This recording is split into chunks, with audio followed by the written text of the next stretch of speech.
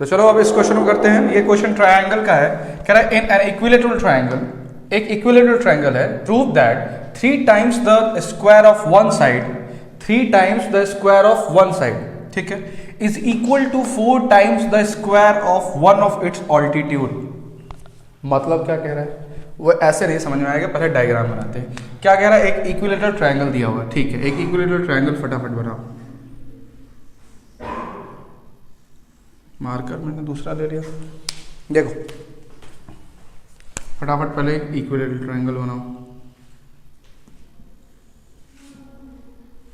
ये बना लिया हमने इक्विलेटरल ट्रायंगल, इसका नाम दे दिया ए, ये दे दिया बी और ये दे दिया सी। 3 टाइम्स, तो अब इक्विलेटरल है मतलब तीनों साइड बराबर होंगे, ठीक है। 3 times the square of one side, किसी एक साइड का स्क्वायर का 3 times is equal to 4 times the square of one of its altitude. Altitude का मतलब ये, तो एक ऑल्टीट्यूड बना लो डी, ठीक है ना, एकदम क्लियर है। चलो अब क्या प्रूफ करना है, क्या दिया है सब लिखो। गिवन, गिवन दिया है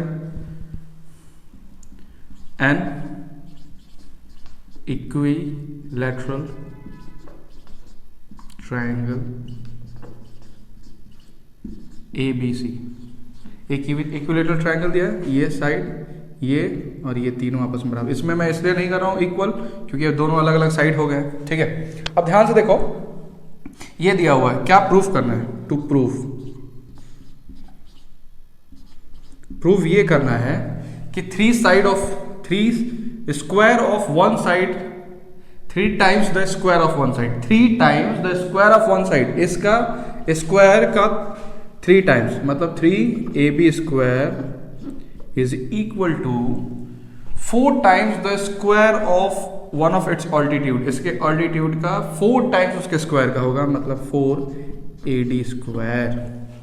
3 times the square of one of its side is equal to इस ऑल्टीट्यूड के स्क्वायर के 4 टाइम्स, ये आपको प्रूफ करना है, ठीक है।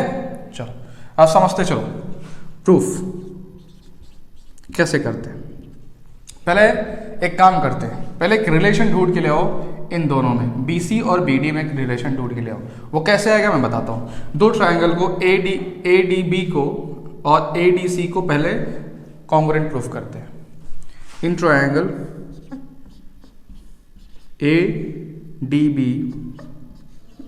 एंड ट्रायंगल ADC, ठीक है। क्या क्या है इस ट्रायंगल में और इस ट्रायंगल में। पहले तो AB और AC दोनों बराबर है, AB is equals to AC। Reason क्या दोगे कि भैया ये गिवन है, ठीक है।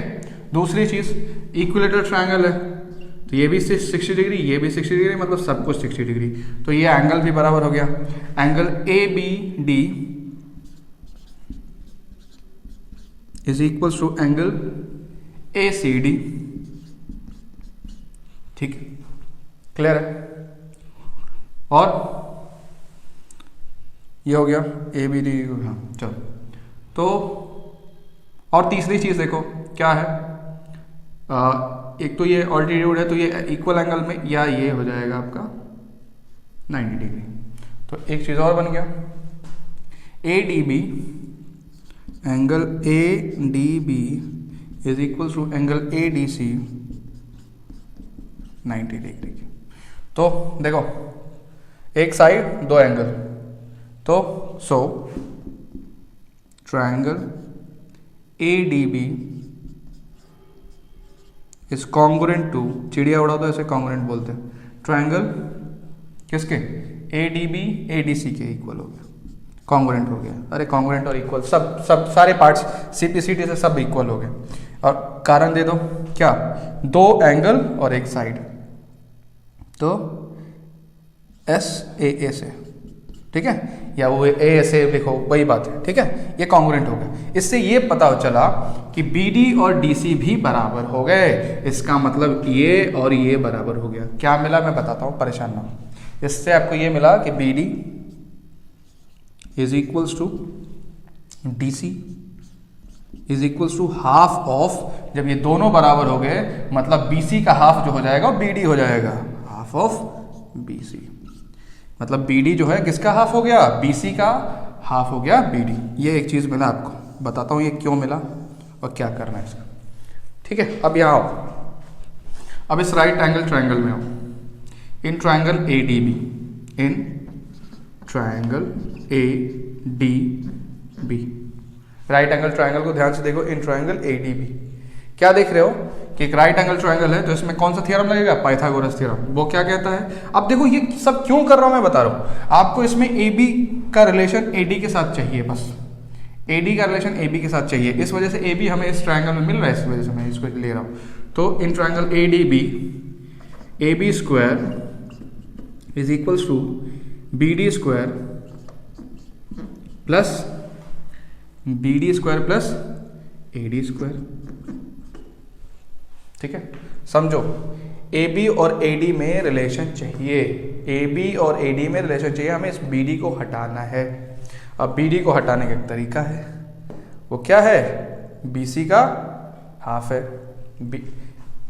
BC का क्या है, ये BC का हाफ है, कौन, BD, और BC AB ये सब बराबर ही है, तो उसमें कोई टेंशन लेने की जरूरत नहीं है। तो सुनो, AB स्क्वायर को AB स्क्वायर ही रहने दो, क्या आप यहाँ पे BD के जगह हाफ ऑफ BC लिख सकते हो, BD की जगह क्या लिख सकते हो, हाफ ऑफ BC का स्क्वायर प्लस AD का स्क्वायर, रहने दो अभी, कोई दिक्कत नहीं, आगे चलो और लगाते चलो। यहाँ से हो गया AB square is equal to 1/2 का स्क्वायर 1/4, मतलब ये कुल मिला के हो गया BC square upon 4 plus AD square. हो गया कि नहीं हो गया, हुआ कि नहीं, क्या किया, इसका BD की जगह हमने हाफ ऑफ BC रख दिया, BD की जगह हाफ ऑफ BC रख दिया। बहुत इंपॉर्टेंट क्वेश्चन है, ध्यान से देखते रहो, 1 by 1 समझाते चल रहा हूँ, तो टेंशन लेने की जरूरत नहीं है। चलो देखो, अब इस 4 से आप इसका LCM लेंगे और इस 4 से इधर भी मल्टीप्लाई हो जाएगा, तो फाइनली आ गया 4AB square is equals to BC square, या 4 से मल्टीप्लाई कर दो पूरे इक्वेशन। अगर अभी आपको बात नहीं समझ में आ रही तो मैंने क्या, इसमें भी 4 से मल्टीप्लाई किया, इसमें भी 4, तो इसका 4 कट जाएगा, तो यहाँ पे BC स्क्वायर और इसमें भी 4 मल्टीप्लाई हो गया, तो 4AD स्क्वायर। अगर LCM वाली बात नहीं समझ में आ रही हो तो 4 से मल्टीप्लाई करने वाली बात आपको समझ में आ रही हो। अब समझो मेरे बच्चों, आपको 3AB स्क्वायर चाहिए, 3AB स्क्वायर, और ध्यान से देखो जो BC स्क्वायर है वो किसके बराबर है, क्योंकि इक्विलेटरल ट्रायंगल है ना, तो BC AB BC CA सब एक ही के बराबर है। इसका मतलब इस अब BC स्क्वायर की जगह आप क्या लिख सकते हो, BC स्क्वायर की जगह आप AB स्क्वायर लिख सकते हो। रीजन लिख दो कि BC जो है किसके बराबर है, AB के। ठीक है, अब ये AB स्क्वायर इधर आएगा और 4AB स्क्वायर में से AB स्क्वायर जब माइनस करोगे तो ये क्या बचेगा, 3AB square is equals to 4AD square. बात समझ में आई, ये AB ऐसा है। ठीक है, फिर से मैं समझाता हूँ, ध्यान से सुनो। पहले तो क्वेश्चन, पहले इसका स्क्रीनशॉट लो और नोट भी करते चलो। देखो कह रहा है कि इन एन इक्विलेटरल ट्रायंगल, एक इक्विलेटरल ट्रायंगल आपको दे रखा था, हमने एक इक्विलेटरल ट्रायंगल बना लिया। अब क्या प्रूफ करना था ये समझो, कह रहा है कि prove that the 3 times of the square of one side, 3 times, एक के स्क्वायर का 3 टाइम्स, मतलब इसके स्क्वायर AB के स्क्वायर का 3 टाइम्स, AB के स्क्वायर का 3 टाइम्स, वो इक्वल होगा इसके ऑल्टीट्यूड के स्क्वायर के 4 टाइम्स के। ये आपको प्रूफ करना था, ये प्रूफ करना। सबसे पहली बात आपको क्या क्या करना है ये समझो, फिर आप एक काम करोगे कि इसको कॉन्ग्रुएंट प्रूफ करोगे। कॉन्ग्रुएंट प्रूफ करने का रीजन ये है कि आप BD और DC को इक्वल प्रूफ कर दो। इससे ये फायदा होगा कि आपको BD और DC हाफ मिल जाएगा BC का, और उसका यूज कर लेंगे हम, पाइथागोरस थ्योरम लगाएंगे किसी एक ट्रायंगल में और उसका यूज। अब पूछोगे सर इस वाले में आपने क्यों नहीं पाइथागोरस लगाया, इसी में क्यों, क्योंकि भाई हमने यहाँ पे AB स्क्वायर लिया था। आप अगर इसको AC स्क्वायर ले रहे हो, यहाँ पे AC स्क्वायर ले रहे हो, तो उस वाले ट्रायंगल को लगा लो क्योंकि वो साइड मिल जाएगी। अब आपको AB स्क्वायर चाहिए था तो हमने ये ट्रायंगल लगा दिया, पाइथागोरस थ्योरम लगाया और बस कहाँ पे कुछ पुट करना था बस रख दिया, आंसर आ गया। ठीक है।